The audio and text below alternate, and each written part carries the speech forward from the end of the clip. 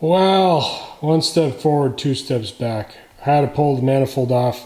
I had a huge oil leak off the back of the manifold, like right by where the distributor sits up. It was dripping down the bell housing, pooling, then running around, down at the bottom of the inspection plate and dripping right under the transmission. I was afraid it was a transmission seal. I'm actually quite happy it's a manifold. Even though this is a huge pain, it's nowhere near as bad as breaking apart the transmission. I've cleaned all the surfaces. I've got my manifold sitting over there. I'm just going to hit it one more time with acetone.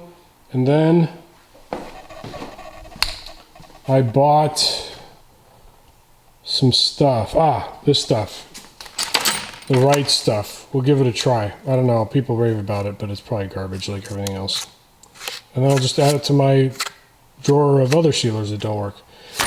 The technique I'm going to use this time, I'm going to rub a thin layer on the china wall. I'm sorry, this silk curtain wall. And then another thin layer on the manifold side. Then I'm going to do my bead. Then I'm going to set it. Then I'm going to torque it halfway down to spec. Let it sit for an hour. Sorry. I'm going to let a skin form on the bead. Then I'm going to set it. Torque it halfway to spec. Let it sit for a couple hours. Then torque it all the way to spec.